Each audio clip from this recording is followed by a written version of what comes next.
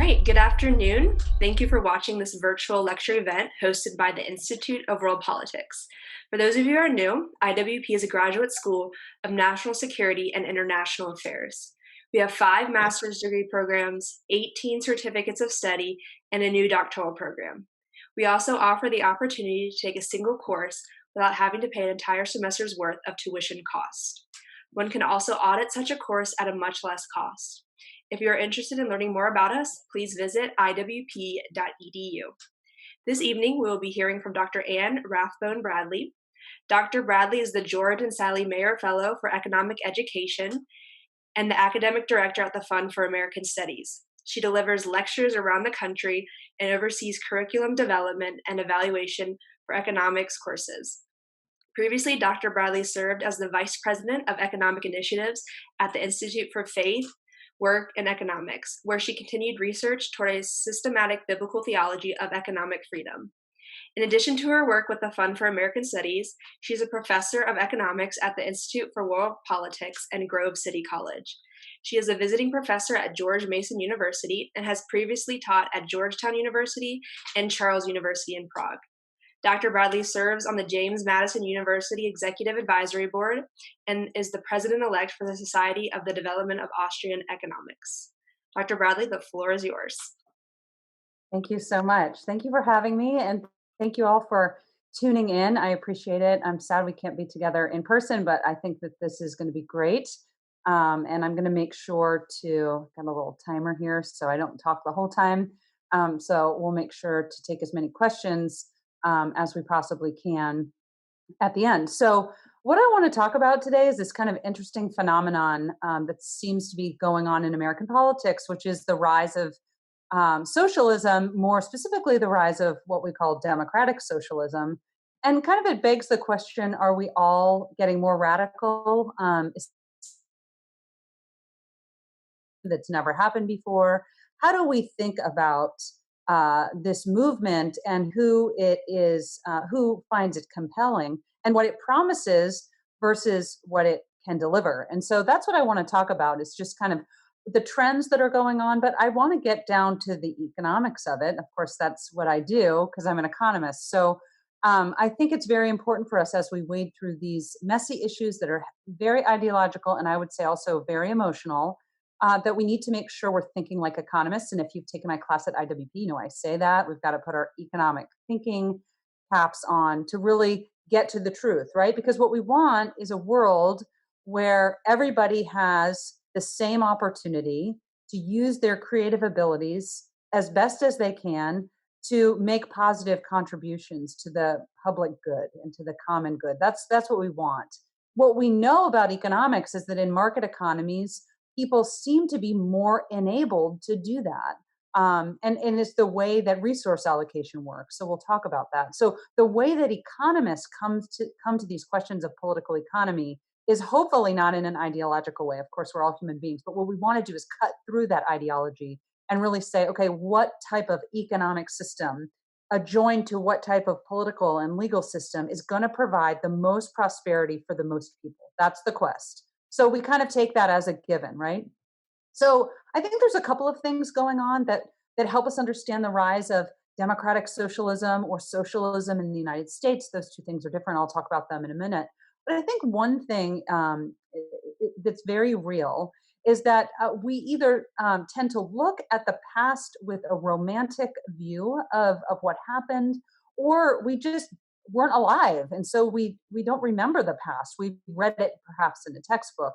And so that's not the same as living it. And so I can tell you that when I was in high school, I went on a high school trip and we visited 5 countries. One of those countries was Russia. And certainly that changed my perspective on the world as a young student, being able to go there and see what it was like. And of course, this was right before the wall fell. So it was the Soviet Union. And so things, having that lived experience really changed my perspective. And of course, if you weren't alive, you didn't have that lived experience. But I think we need to be careful about those who are pushing for a return to socialism, but promising that it will be somehow a kinder, gentler socialism this time. The question is that even possible? So, we need to remember the past. And the pictures you see here are of the fall of the Berlin Wall, which was a peaceful revolution that resulted in the end of the Soviet communist experiment, which was the world's largest and longest experiment with central economic planning, which is what socialism is. And so keep in mind that that wall, remember, Ronald Reagan, President Reagan at the time, said to Mr. Gorbachev in 1987, Mr. Gorbachev, tear down this wall. This is a wall erected by a country to keep people in. So you have to think about what level of human immiseration is going on inside a country such that it would be so bad that you would want to leave, but the government needs to keep you there. And the only way to do that is through force and through walls. And so, that alone should tell us something about what, kind of central economic planning, what it results in and what type of life it gives us. So I think one part of our problem today is that we don't accurately have an understanding of the past because we've lived socialism globally before and we're continuing to live it in certain countries. So here's a poll that was taken in 2014, and it shows that college-age millennials are the group that seems to be more favorable on net towards socialism. And, I think, again, that's part of not living through the Cold War, not living through the fear of what the Soviet Union might become and the threats that it posed to the world. And so that's perhaps one part of the problem. I think the other part of the problem is that we have American politicians today that are normalizing the word socialism. And if it's here, I have an example of AOC and Bernie Sanders. Bernie Sanders, of course, was a presidential candidate as a Democrat, and he proudly boasts that he's a Democratic Socialist. And so, kind of understanding what those words mean, I think is really important for us. So one, we don't remember the past in I think, the right way, accurately. Number two, I think we have new marketing campaigns that are surrounding kind of this new, again, kinder, gentler version of socialism, and somehow we won't repeat the authoritarian mistakes of the past. And so this is a newer poll that was published by the Victims of Communism organization, and it says that 70% of millennials say that they're likely to vote for a socialist. Now, that doesn't mean they will, but 70% saying it's likely. I think that's a troubling statistic because, again, what are these this demographic? What are they asking for when they're asking for socialism? Do we really fully understand what that term means?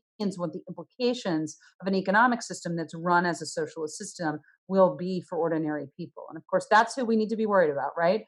We're not worried about the elites. We're worried about how ordinary people will fare under alternative institutional arrangements. I think we have another thing that's going on here. I alluded to it at the beginning or just a moment ago with AOC and Sanders. I think we have a cool factor. So we have this notion that somehow socialism is cool because it's new and improved. It's socialism 2.0. So you can go to a trendy store like Urban Outfitters and you can get a t-shirt with a picture of Che Guevara on the front. And again, if you don't properly understand who he was and what he did, then you don't understand that he was a brutal dictator. And so somehow it seems compelling to wear his face on a t-shirt as, again, the new vision of some type of kinder, gentler socialism. I think the other thing that's going on here is you have people like Sanders who are saying we need to be more like the Nordic countries. In particular, he is famous for saying we should be more like Denmark, and claiming that the Nordic model is a model of democratic socialism. Now, when we look at the Nordic countries, Sweden, Finland, Denmark, what you see are not socialist countries. You see countries that are run with market economies. They're run by ordinary people being able to start firms and start businesses. And they have a lot of economic freedom, and I'll get to that in a few moments. So I think it's a misapplication of the term to call Sweden or Finland socialist or even democratic socialist states. Rather, they're free market economies with lots of government redistribution. And those are two different things. Again, if we don't understand the economic language that's being used here, I'm not sure we can really, again, get to the truth. Because again, the big question of political economy, what type of economic system is best for the most people, right? And when we say best, we need leads to prosperity, income, growth, and wealth accumulation. So here's kind of some of the banter. This is obviously just one very small example, but when you hear Sanders and AOC and others, there are others, talk about the democratic type of socialism, here is what their complaints are. Their complaints are about capitalism per se, that capitalism leads to less egalitarianism, it leads to favoritism of the rich, it exacerbates greed, and it's built on corruption. So these are some of the things, the complaints that you hear that are levied from American Democratic Socialists against the capitalist system. So here's just some comments that you see. Bernie Sanders talks about the level of inequality, income inequality that is in America, and he says it's grotesque and it's immoral. He goes on to say it's bad economics. He says it's not sustainable and it's not what the United States is supposed to be about. So his view of capitalism is that capitalism on its own principles will necessarily lead to inappropriate income inequality that marginalizes the poor. And I would say to you that we should take these comments seriously, because if they're accurate, then we need to respond to them accordingly, right? But the beauty of economics is it gives us a non-ideological way to respond to that comment. Is it true or is it false? We can actually go to the data and see if he's right. Is the level of income inequality in the United States immoral? Is it grotesque?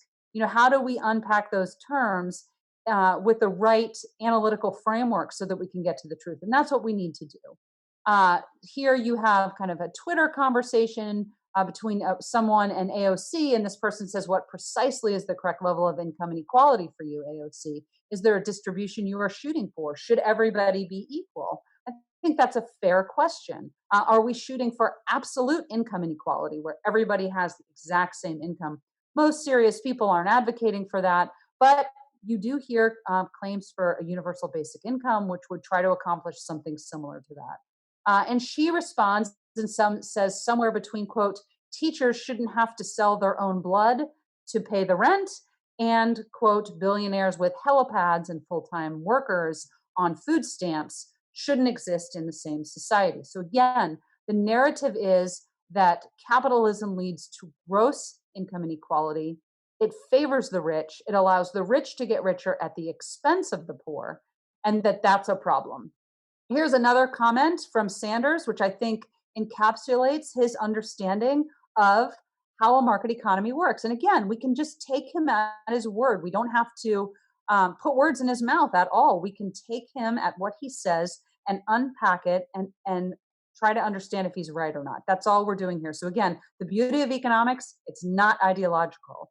We're looking at cost-benefit analysis to try to understand what is the best among the range of alternatives. So here's a quote from Sanders: you don't necessarily need a choice of 23 underarm spray deodorants or of 18 different pairs of sneakers when children are hungry in this country. And I really would encourage us to pause when we think about that. Here is what this statement is suggesting. When you go into your local grocery store, when you shop at Walmart online or Target or whatever it is, and you go to choose an underarm deodorant, his claim here is that there's too many choices. Why do we need 23 different options for underarm deodorant? Why do we need 18 different types of pairs of sneakers? His presumption is that lots of choices in underarm deodorants limit the choices for other people. So that's the claim that's being made here.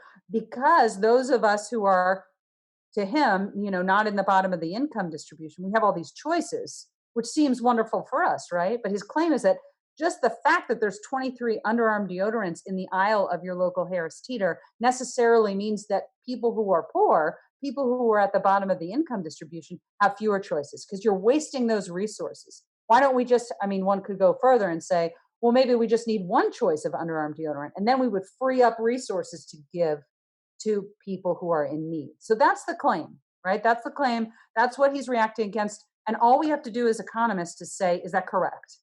Does a capitalist or market-based system give more to the wealthy and leave less for everybody else?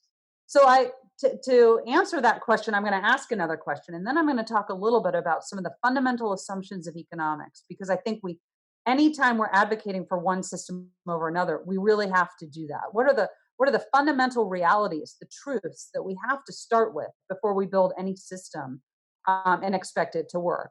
So, the question is, and this is what Sanders is alluding to, is income a zero-sum game? Right? So this is from the Occupy Wall Street movement. This woman has a handmade sign that says, one day the poor will have nothing left to eat but the rich. Right? So it means that as the rich continue in their income growth, and continue in their capital and wealth accumulation, they leave less for everyone else. Right? So what is the assumption there? The assumption is that the world, the economy, is zero sum.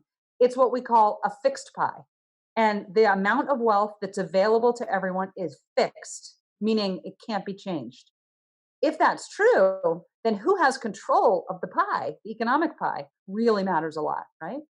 But but in fact, and of course there are economies that are very zero sum, and those are the very economies that don't have well functioning markets, that don't have a lot of economic freedom. So trade has to happen no matter what. But trade isn't scalable if you don't have a market based system to support it.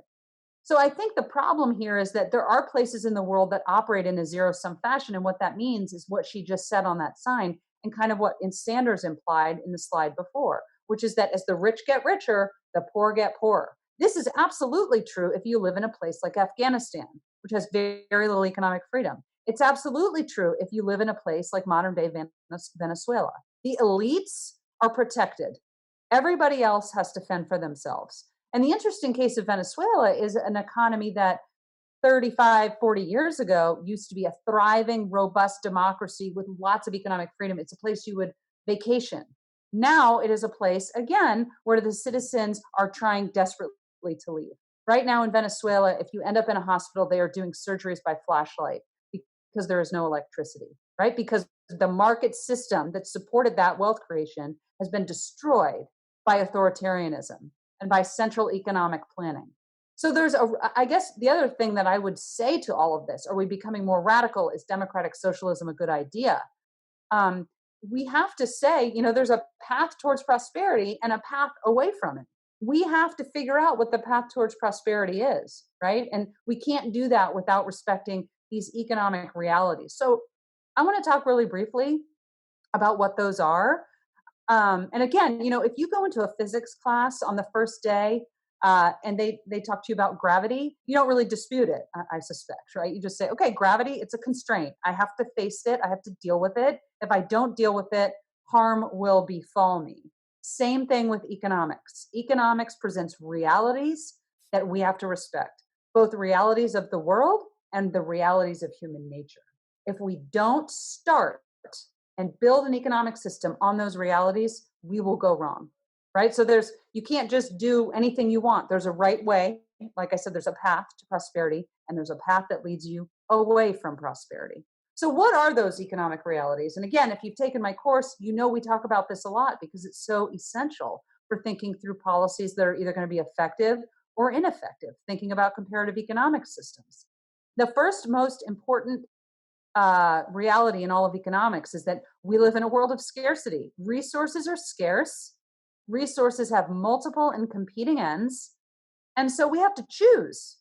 If you ever took a micro class in undergrad or in high school, the first thing you learned was that there's no such thing as a free lunch. There is no free. In fact, economists try not to use the word free. There are things that can have a zero price, but nothing is free. You will always pay. You'll pay in a trade-off. You'll pay in the opportunity cost of your time. So we have to figure out, the big quest of humankind has been to figure out, how do we create abundance out of scarcity? How do we lower our trade-offs? How do we reduce our opportunity costs and have more wealth? And it's only been recent in human history, the last 250 years or so, that we've been able to do it in a scalable and in a global way. But we must respect the notion that there's no free lunch. So anytime any government official, whether they're speaking from as a democratic socialist or as somebody who's claiming to be a capitalist or somebody claiming to be a communist, it doesn't matter, whoever they are, if they are selling something that sounds like it's free, your radar should go off. because there is no free. We always pay in some form of cost. There's always another use or another end that those resources could be directed towards. Another economic reality is that we respond to incentives. We are human beings. We do things with purpose. We use our reason to guide us. That doesn't mean we're always right.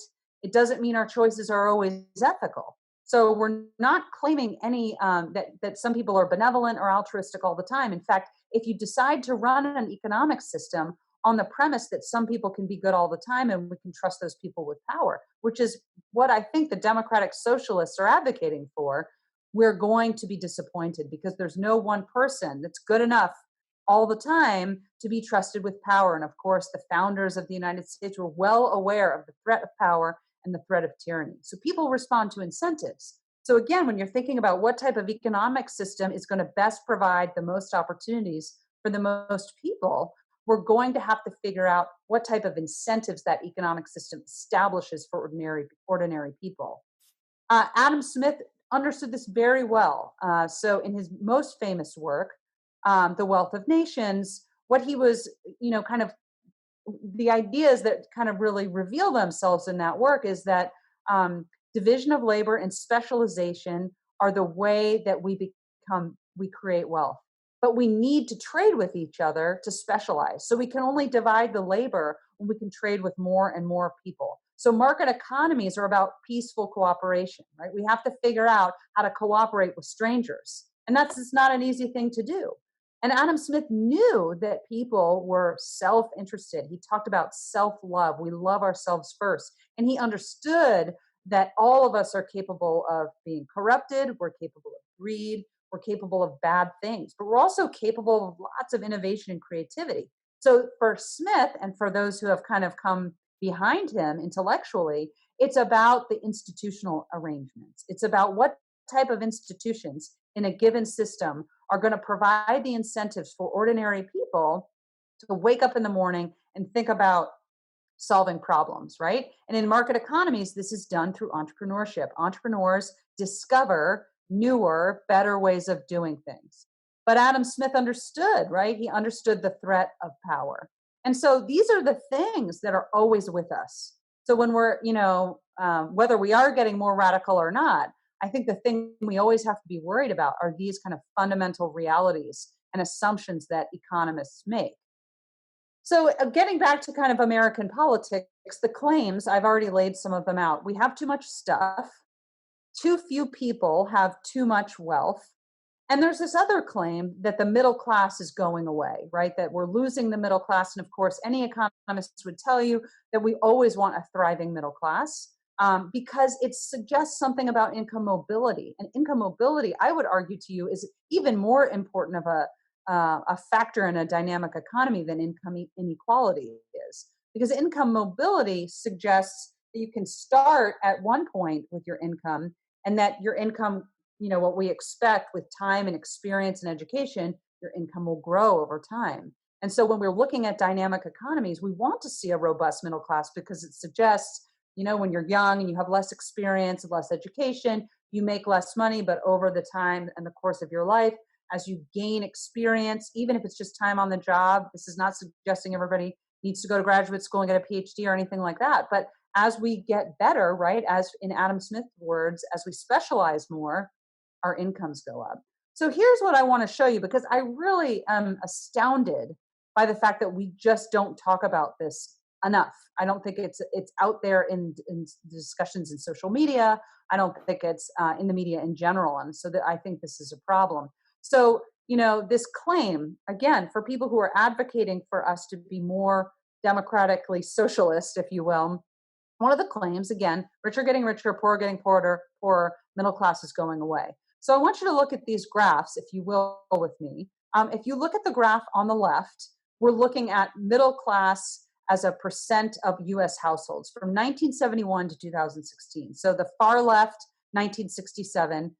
And middle class means, as the way the BLS defines it, is $35,000 to $100,000 a year. So that's a wide range. Of course, we could talk about that at another time, but that's how they've defined it. So if you're in that range, you're considered middle class. All right. So in 1967, 53% about of US households were defined as middle class. In 2016, the far left blue bar, it's 42%. So you look at that and you say the middle class is shrinking, which begs the question, where are they going? And of course, the narrative of the Democratic Socialists is that they are getting poorer. So the middle class is shrinking because they're getting poorer, while the rich, the top 1%, they feast, right? And so that's kind of the narrative. Again, what do economists do? We go to the data to see what it tells us. And here's, if you look at the graph on the right, here's what the data suggests. So we have the first graph repeated, right? So we're looking at the same years, 1967 to 2016.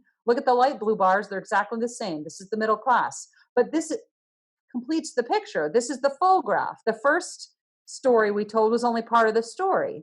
We didn't tell you where everybody else was. So look in 1967, 38.7% of US households lived on $35,000 a year or less. And 8.1, that's the dark blue, 8.1% had more than $100,000. And this is adjusted for inflation, of course. So, okay, now you go all the way over to the right-hand side of the graph, 2016, and what does it show us? That there's fewer people living at the bottom of the income distribution, 30.2% in 2016 versus 38.7% in 1967. So where are these households going? They're moving up. Look at that big difference in more than $100,000. In 1967, it's 8.1%. In 2016, it's 27.7%. So there's more high-income households as a percentage of all households than there in 2016 than there were in 1967. So if you just look at that first graph, you get part of a picture that would lead you to conclude, wow, the middle class is shrinking. And I don't know where they're going, but if somebody told me they were getting poorer based on that, I would have no reason necessarily to dispute it. That's why we always have to look at the big picture. And here's the big picture. So people are getting richer. And again, this is adjusting for inflation. So we're accounting for price differentials and things like that. So I think this is a really important point about income mobility. In a market-based economy, and the United States is largely a market-based economy, people have the opportunity to grow their income. Now, there are things that stand to threaten that, and I think we need to be worried about that, and I'm going to get to that in a minute. But in general, that's a good story, right? It could be better. We could move faster, right? So there are things that, and an economist, we're always thinking about relevant alternatives. So the relevant alternative is, let's get them moving up faster, right? And even higher income gains. And how do we do that? How do we think about enhancing productivity? And so that's the next point I want to talk about. When people who claim the label Democratic Socialists, when they ask for better more egalitarian income outcomes, I think the point that's being missed there is we don't, as economists, just care about income. We care about what your income gets you. Right? So we want to look at prices and how they've changed over time. This is a little kind of case study that my colleague at George Mason, Don Boudreau, did based on some other academic research. But if you've ever watched the TV show The Price is Right, I think The Price is Right debuted in 1974, perhaps. And this stove that you see on the left is a picture of a stove that debuted on The Price is Right. And The Price is Right, of course, is a game show. And you have to guess the prices of different goods, household goods usually. So this stove in 1972 was about $395. So my economist friend, Don Boudreau, said, okay, well, I want to go to today's figures, and I want to find a comparable stove, and I want to figure out how much that stove costs today. So he went and he found in the Home Depot online catalog this white stove top in this oven. And, it's about the same. It doesn't have the 1970s racing stripe or mustard yellow, but it's about the same. It does the same stuff, right? And it's about $350. And you look at that and you say, wow, in 1972 it was $395, and in 2020 it's only $350. So gosh, things have not income distribution. It's still fairly expensive to get the stove, but is it, right? So the thing that if you just look at nominal prices, what you miss, and this is the key insight into Adam Smith about wealth creation, is how have people's productivity changed? So what he did, what this economist did, is he looked at average wages of manufacturing employees. So these are kind of like what we might call blue collar workers, manufacturing employees who are not supervisors. And he looked at their income, their hourly wages in 1972. And they made about $3 an hour in 1972. So it took about 99 work hours in 1972 to get that yellow stove. Then he went and he looked up those same workers, manufacturing laborers who are not supervisors, in 2020.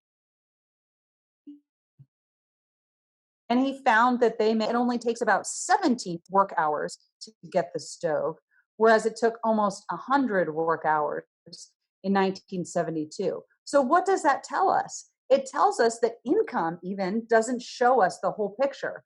What we want to know is the purchasing power of our labor. And in that time, those same workers have become much more productive. And being productive is what raises your purchasing power, right? So we're never just looking at income and we're never just looking at prices. We want to know what our income gets us and how, kind of how prices have changed in terms of the labor required to get them. So, I think that the narrative that the Democratic Socialists would like us to believe, and they tell a compelling story because many of them are very charismatic in the way that they speak.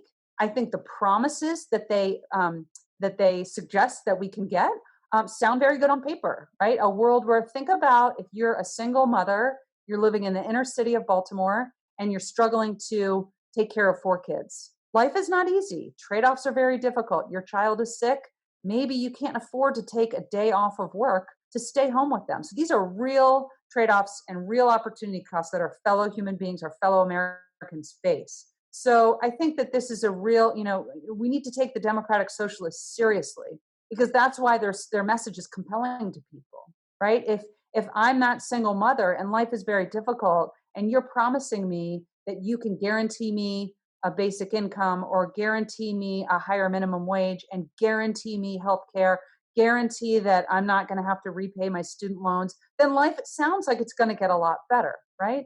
So we need to take the claims of the Democratic Socialists seriously, but we need to counter their claims with sound economics and not vitriol and shrill ideological debate. And so this is where I actually think, I'm worried about our ability to do that. I think we're losing our civility. I think no big problems can be solved by a Twitter war. And I think the media kind of fans the flames of populism and ideology. And I think that we need to kind of shift that conversation to be more compassionate, to address the real problems that real people have head on, not wave away their problems and pretend like they don't exist, but rather come up with a compelling counter narrative about the power of markets. And so I think the Democratic Socialists are wrong for a variety of reasons, but the most primary reason that they're incorrect is that Democratic Socialism is not functional. It doesn't work. And it's because of the very things that make markets and income growth functional are not present in a socialist society. And we'll talk about that in a second. But what I do want to share with you, and of course, if you've taken my class, you've seen this graph because it is my favorite graph. But basically what this is showing us is how GDP, gross domestic product, which is just a way that economists kind of benchmark income. By the way, it's not really the best measure, but it's what we have. So we use it. I think it leaves a lot of questions open, but we use it. So this is global GDP over time. It's every country. It does not exclude outliers. It's the richest countries. It's the poorest countries. And what I want you to pay attention to is this orange kind of trend line, right? And we call this as economists the hockey stick graph. And this is the good news. The good news, the bad news was that for most of human history, people lived in a state of grinding poverty. And they lived in a zero-sum world where the people who had the power plundered. There was not a lot of scalable democracies, not a lot of scalable property rights regimes. You were born into a station in life and you stayed there. If you were lucky to be born at the top, you lived better than others. But the richest people in 1500 don't live anything like what you and I live today. So, the bad news is that it took us a long time in the course of human history to figure out how to create sustainable global wealth that is egalitarian in its consumption. That is the missing link. That's the narrative that's not on the table today. Is that the counter narrative to democratic socialism is that market economies provide egalitarian consumption possibilities. Okay. In 1984, I believe the first cell phone was sold in Baltimore, Maryland. I believe it cost about $4,000 in 1984 dollars, which is a lot today, right? $10,000 or something. And the richest person who could get that mobile phone, you know what that mobile phone could do? Very little, right? It could make calls, but you carried it around in a suitcase. And I believe the battery lasted for about a half an hour. So today, now the phone that you have isn't even comparable to that phone that was first invented in 1984. And the phone that you have today has destroyed the old phone. So the phones are just getting better and faster and more effective, right? And they are available to more people than ever. In 1984, only the wealthiest of the wealthy had some form of a mobile phone. Now, most people have access to a mobile phone, right? So this is what the egalitarian consumption that is provided by market-based economies gives us. While, look at this graph, it's also exciting. If you look at the slope is exactly, and the shape are exactly the same, while you are having exponential population growth. So we hear a lot today in the news. Different people are suggesting that people are bad for the planet. By the way, that's not a new idea. That's an old idea, but it's getting some more popularity, right? And so people are bad. If people are bad for the planet and people destroy the planet, then we need to control population somehow. And of course, you see how that's gone for China very badly. It violates every kind of precondition of human rights and human dignity that we know of. But it's casting that aside, it's just really bad policy, right? It's just really bad policy. And the reason that it's really bad policy is because people are in fact good for the planet. People are creators, but they need the right institutional environment to be able to unleash that creativity. What is that institutional environment? Economic freedom. So I'm a big fan of economic freedom. If you've taken my class, you know this very well. But if you haven't, I really think that this data is out there. There's many organizations that measure it. This really started with Milton Friedman in the 70s. He said, hey, we talk about prosperity a lot. Let's measure it. And so he and others come up with this index that empirically measures how free people are to engage in business, to buy and sell, et cetera, in their own countries. So we score countries on a scale from 0 to 10. 0 is no economic freedom. 10 is a perfect score. The United States is usually in the top 20. I think this year we're number 6. So that's a big increase from the year before. And the things we measure are the soundness of the currency, the level and protection of property rights, how heavy-handed is the regulatory scheme. In other words, do you have to know people? Do you have to bribe people? Do you have to get a lot of licenses to operate a business? We look at the freedom to trade internationally, and we look at the size of the state compared to the size of the economy. So when you take all that into consideration, it is only the countries that have economic freedom, which means they have capitalism. Capitalism, very simply put, is a system based on profit and loss. It's a decentralized way of allocating scarce resources versus socialism, which functions only through bureaus, managers, and coercion. So in other words, how do you allocate resources in a socialist economy, which is a society with no economic freedom or very little?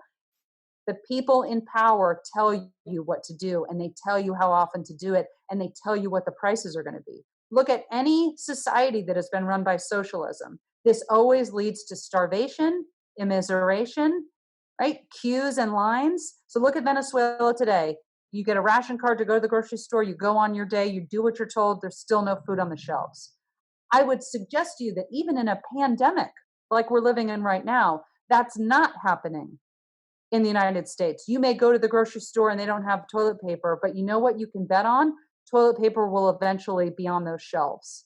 And the reason is because market economies are agile and they are nimble. So when entrepreneurs see, whoa, we need a lot more toilet paper than we needed before, everybody's spending time at home, so we need to shift from commercial toilet paper production to residential. Market economies get on it. Why? Because they want the profit. They don't want to suffer the losses. So it's not that people in market economies are somehow better than people in socialist economies, because people are always people. But when people have economic freedom, they get what Adam Smith was worried about. They get the right incentives to solve problems that other people have. So, in this sense, finding the right economic system is a humanitarian endeavor in and of itself. This is just a chart that shows you the economic freedom data for the most recent index. And you can see here, the United States is number 6. Hong Kong and Singapore have been battling out the number 1 and number 2 position for some time.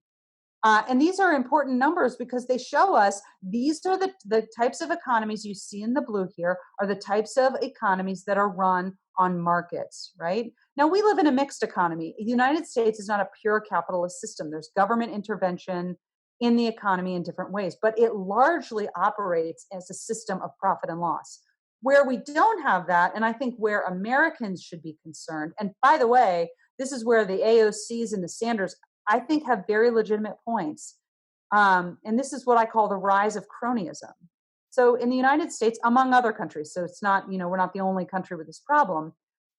It can pay to play the game, right? So large corporations, well-connected individuals, they go to Washington, D.C., and they lobby for things that will benefit them at the exclusion or at the expense of other people. Remember what I said about capitalism.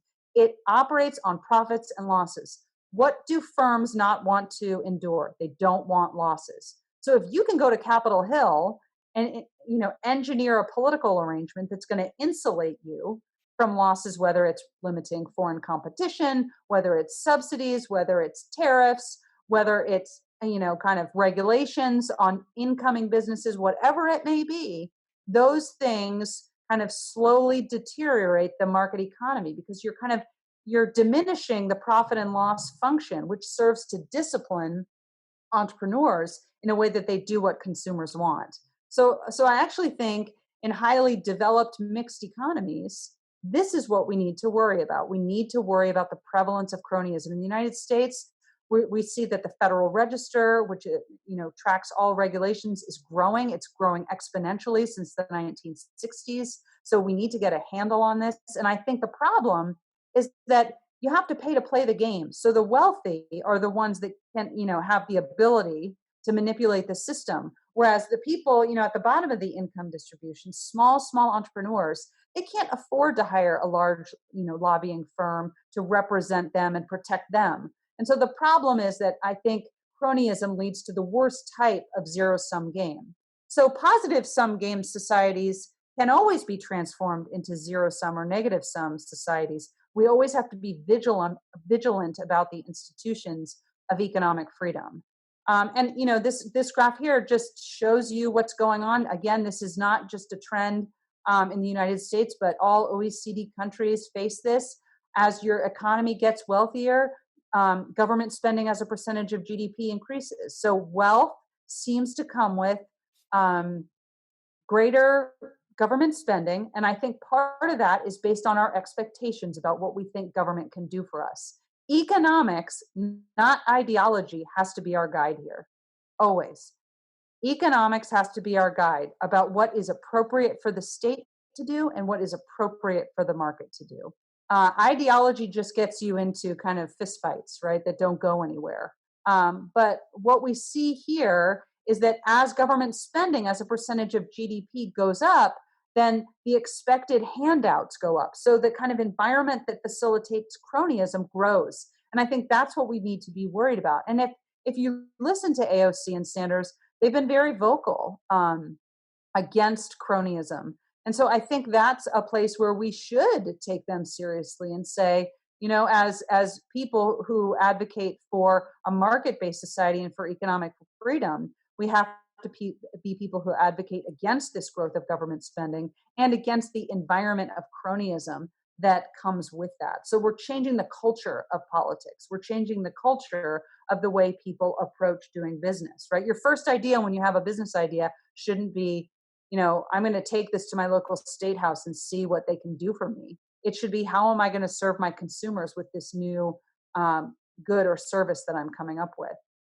So, to bottom line all of this stuff, I would say, the tragedy of Venezuela is that it was once again a place It was rich, democratic, free, thriving, flourishing. And that has been eroded in a very short time. And it's been eroded because the impossible was attempted. Initially under Chavez, right? We all like the promise of free stuff. But free stuff, the promise of free stuff, necessarily comes with more authoritarian control. So I mentioned before that I would kind of end with, why do socialism and capitalism function differently? Socialism requires that somebody's in charge, that they make resource allocation decisions, and you have to fall in line. So socialism necessarily requires force and coercion, and lots of it, right? Rather, in capitalism, resource allocation is decentralized and it's mitigated by prices and property rights and profits and losses. And so one of the things we talked about is that market economies are much more agile. They can adjust and adapt, and they can discover. So the human endeavor is to discover new and better ways to do things, which makes us more prosperous in every dimension of that word. And so I think what we need to leave with is, are we becoming more radical? I think some people might be. I think our expectations about what government can do for us are out of line with reality. And I think that's true on both the right and the left. I think we need to return to the principles of economics and say, why have we so long advocated for a free market society? It's not about ideology. It's about what we're after, which is human flourishing and human well-being. And you just look at Venezuela, the news reports that come out every day, more immiseration, more inflation to try to pay for all of these promises that have bankrupted people, because there is no such thing as a free lunch. So democratic socialism, I think, is a very dangerous idea because it's not possible. It's not possible because when the government steps in to engineer the allocation of economic resources, they necessarily have to use force. So you can slap the word democratic in front of it, but what's going to happen as soon as those in power start to lose control is they'll throw away the rule of law, they'll throw away the democratic institutions, and they'll use more force. And every long-standing social experiment that any country has experimented with central economic planning has always resulted in more authoritarianism. I would say it's a feature, not a bug. So we shouldn't be surprised. And we don't want to get on what Hayek would call the road to serfdom here, right? We don't want to be on that road to serfdom. If we are on it, we want to get off of the road to serfdom. So I think we need to be very vigilant about these ideas. I think we need to use terms with meaning. I think we use the word socialist and capitalist as kind of almost slurs when we're in debates with people. I think we need to return civility to these debates and speak on the truths of economics. And I think that's how we're going to get on the other side of this and get a return to freedom and to the spread of economic freedom around the world. So I'm going to stop there, and hopefully there's questions. I'm happy to field them if there are. Thank you guys so much for having me. Thank you. Yeah, we do have a couple questions coming in. The first one from Kurt Kloon. Government regulations attempts to address externalities. What is the place for social net in a market economy? Okay, so can you repeat the last part? Government regulations attempt to correct externalities. You broke up on the last part a little bit. What is the place for social net in a market economy? Okay, so a social safety net, right? Okay, so I think those are kind of two different questions. The first question is about what is the purpose of government regulations? I would say government regulations sometimes are about correcting externalities, but I don't think they're all the time about correcting externalities. And if you go through and read the Federal Register, you see that there's a lot of regulations that have come about in the past 30, 40 years that are really legislated for by insiders trying to protect themselves from the competition of new innovators and new competition. So it's often done under the guise of public safety or under the guise of externalities. But I actually think if you peel the onion and kind of look through that Federal Register, you'll see that in many cases it's not about a true externality problem, although sometimes it is. And so, the question I think is always, what's the best mechanism to regulate? So let's just give a very simple example. The FDA, right? What is the FDA there to do? You don't want to ingest a drug into your body without that drug being thoroughly tested in some capacity, right? So the FDA is kind of an attempt at an institution that does that for you. It makes sure that these companies are going through the process to make these drugs safe, right? But I think the problem is that they make, safe at what cost is the real question. It takes about 25 years for a drug from its idea phase to get onto the market. So 25 years and millions of dollars. Yes, maybe that's an attempt to make us safer and to reduce externalities in terms of medicine. But I think what it's actually done is made it so expensive to innovate, and kind of it's made pharmaceutical corporations a boutique industry. And of course, the people who exist in that industry now don't want up and comers, competing against them. But I think it's actually created almost a monopolistic type of environment. So that's just one example. The second part of your question, I think, is about the social safety net. What is the role for the government in providing for a social safety net? And I think my answer to this, based on economics, is that local is always better. And the reason that local is always better is because knowledge is decentralized. So what Baltimore needs is different than what Chicago needs, which is different than what LA needs, which is different than what, a rural town in Arkansas needs. And so this is known in Catholic theology as the subsidiarity principle, right? So we help those who are closest to us because we're better agile to do that. So it's not that I would be against a social safety net. The question is the federal government in most cases the institution that is going to best and most effectively provide it? I would say no. And I would say if you look at pre-1913, the social safety net was entirely privately provided through civic organizations. What Tocqueville saw was this vibrant civil society full of these institutions that people formed in their communities because they saw problems and they wanted to solve them. So I would say, if the state's going to be involved, local is far better, where we can keep it to that. But I think civil society and even businesses can do a lot to provide a safety net for people in times of need. That was a great question. Thank you. Another question here from Kip McGuire. You mentioned coming up with a counter narrative through solid logical arguments in economics. However, Zig Ziglar, the renowned salesman, said logic makes people think, but emotion makes people act. Socialists frame their narrative around emotional issues. How do we frame the economic counter narrative to be emotionally evocative? Yes, Kip. Hi. Such a good question, and I think that this is something we have to work out. We have to work out. We have to be winsome. We have to be compelling. And I think people on the right in general, whatever that means, we can have another webinar on what that means. But in general, people on the right kind of lead with numbers and data. And if you start spewing data at people, they're asleep. They don't care. Nobody cares about GDP growth. I mean, right? This doesn't seem like it's part of our daily lives, but we do care about, am I going to have a job? How am I going to pay to feed my family? We care about those things. So I think we need to be more winsome. And here's what I think. And I try to do this in my own teaching and in my own writing. Economics is at its core a humanitarian pursuit. This is not Washington, D.C. water cooler talk. If we go down the road of democratic socialism, we will make the marginalized worse off. And the elites, they'll do just fine because they'll be running the system until they run out of money, of course, too.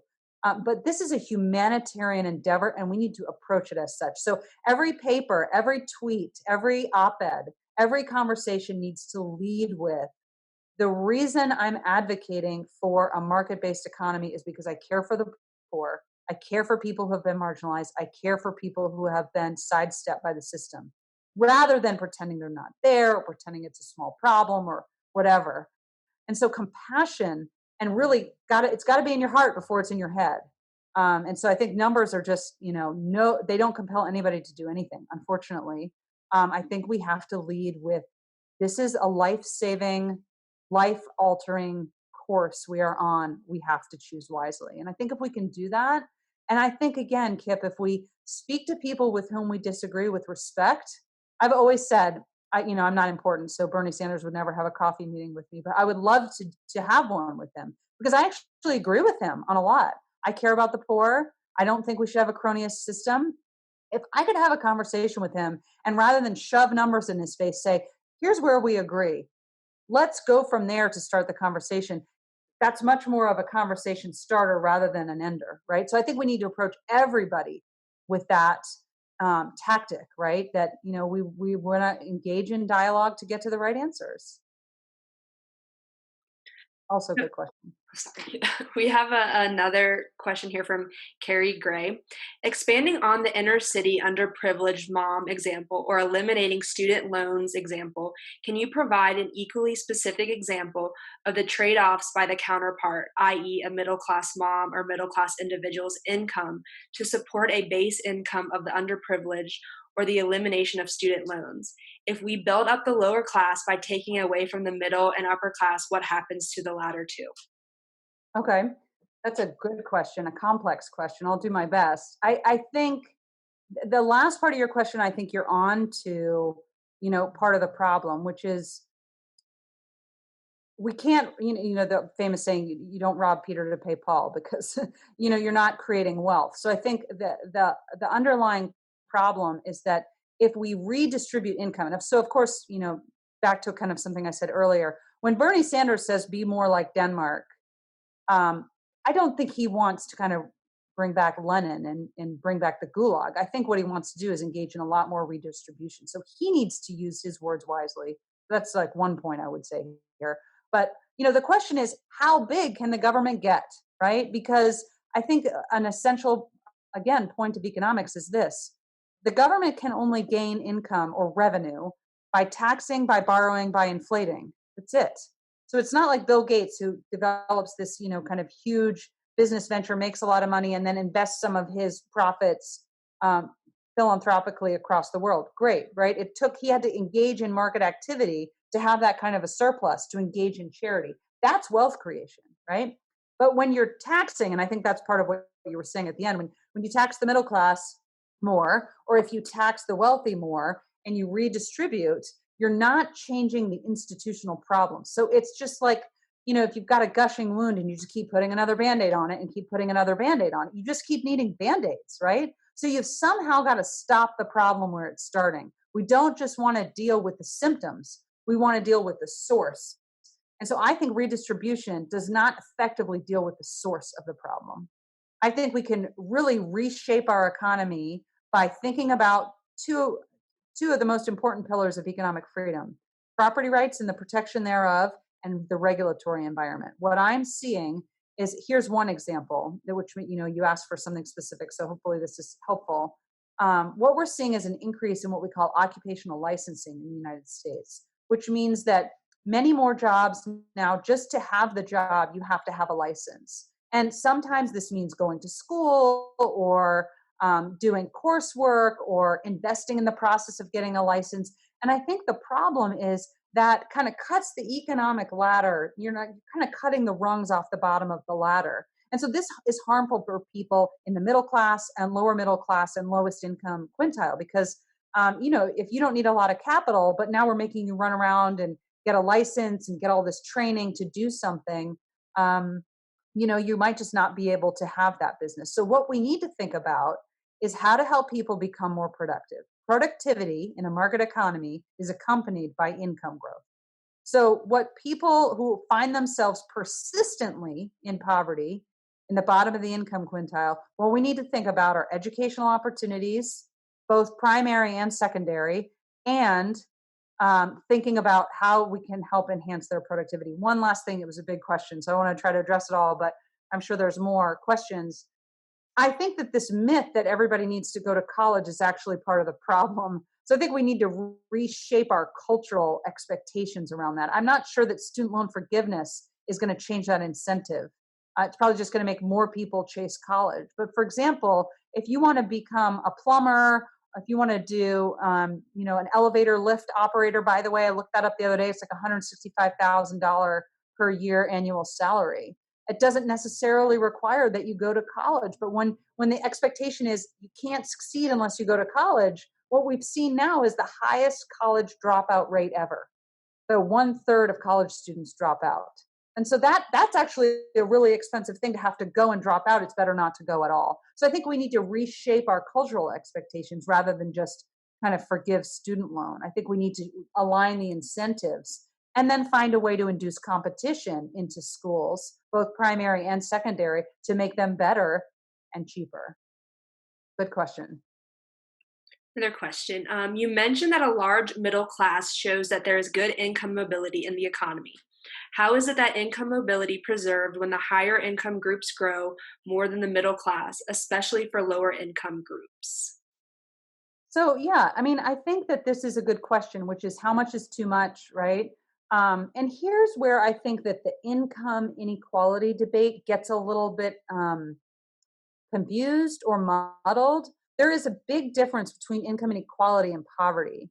And I would tell you that I'm not really worried about income inequality when there's not cronyism. Because when there's not cronyism, right, you don't get to pay to play, you don't get to change the rules of the game, but rather you had to come up with something that a lot of people wanted, whether it was an operating system on a computer or a vaccine or the pacemaker, whatever it may be. You came up with something lots of people wanted and they rewarded you with profit. That's what we want to see, and that's going to lead to some income inequality. I don't think income inequality is necessarily a big problem outside of cronyism. So I think poverty is a problem, right? So we need to separate those two things and say what is the policy problem and what is the policy solution. Maybe it's not even a policy problem. What's the institutional problem? What's the institutional solution? So I think there's two different things going on there. I'm really not worried about the growth of income. What I'm worried about is the growth of income through cronyism, because I think that's exclusionary, right? I think that protects people and insulates people who can play the game. So, I think my quest would be, how do we divorce, politics from income and from monetary influence? A very, of course, very difficult thing to do.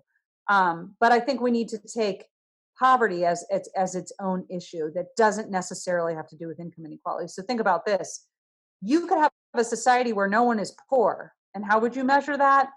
People list out whatever the basic needs are. Everybody has that and then some. Add whatever cushioning you want. You could say there's no poverty in this society, but there's inequality. But what we really care about, and that was my point about that graph with middle income, you want people who start at the bottom to move out of the bottom, right? So I think that's why we want to see people having a lot of income mobility through a society. Let me give you an example. When I was 15, my first job, you guys will like this, one of my first jobs was working at George Washington's house, Mount Vernon, in the gift shop. So I was 15, it's like me and retired ladies. And I sold lots of George Washington tchotchkes, and I think about that, and I'm so grateful that somebody gave a 15-year-old who didn't know anything that opportunity, because I handled cash, I had to talk to customers, I had to be trusted by my boss. But I made minimum wage, right? I mean, minimum wage. I was at the bottom of the income distribution. Now, it doesn't matter as much because I was using that money to buy jeans my parents wouldn't buy me. I wasn't helping my parents pay the rent. But if you are in that situation, right? If you're going back to the mom taking care of 4 kids, those 4 kids might be helping her pay her rent. And so we don't want to exclude them from those opportunities by raising the minimum wage, which tends to lead to unemployment among the most inexperienced. And so, I think separating the income inequality and the poverty issues are really important so that we can take those policies separately and say, is there an inequality problem? Okay, let's deal with that on its own. And is there a poverty problem? And let's deal with that separately. Okay, I think we have time for one more question. This question's from Nathan Fiala. He goes, "Thank you, Professor Bradley. You're one of my favorite professors while I was at IWP.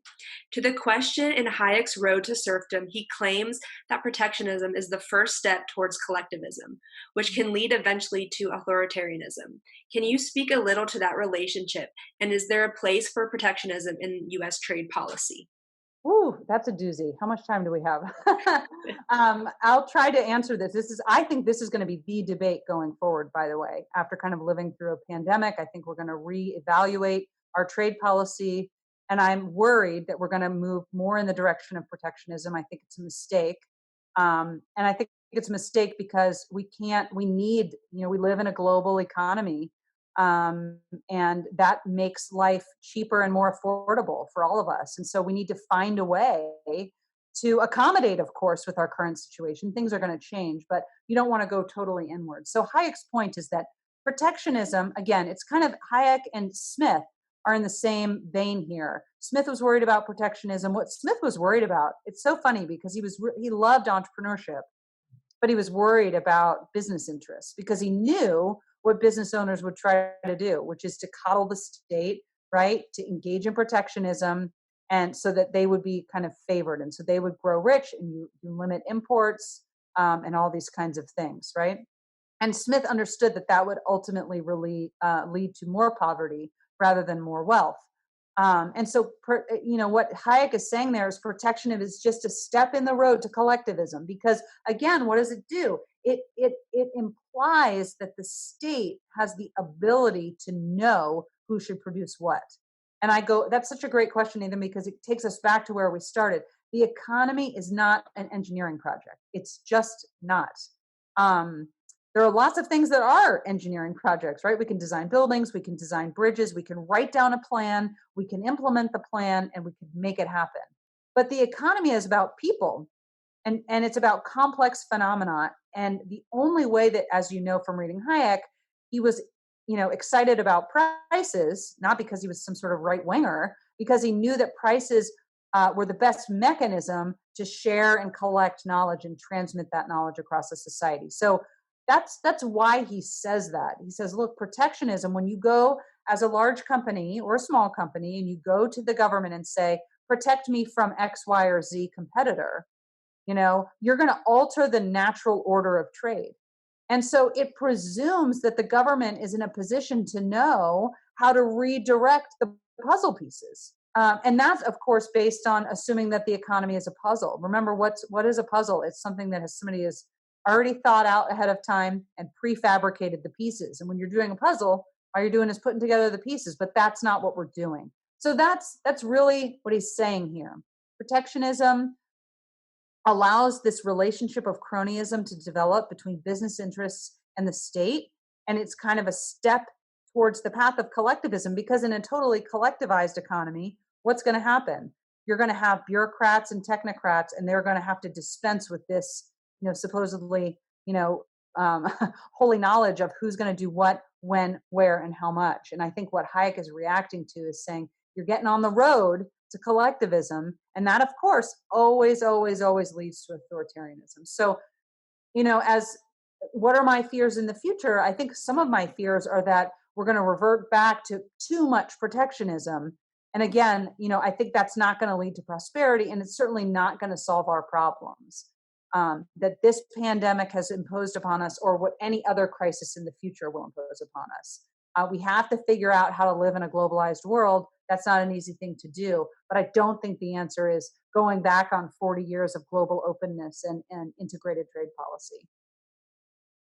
Okay, great. I think that's all the time that we have. So I apologize for those who we couldn't get to their questions. I would just like to thank Dr. Bradley for joining us today, and all of you who tuned in here on Zoom and Facebook. If you're interested in attending other upcoming webinar events, supporting IWP, or applying to one of our graduate programs, please go to iwp.edu. Again, that's iwp.edu. Thank you, Dr. Bradley. Thank you. And if anybody who didn't get to ask a question, they know my email. So you can email me, and I'm happy to engage with your question. Thanks so much for having me, guys. This was fun. Thank you.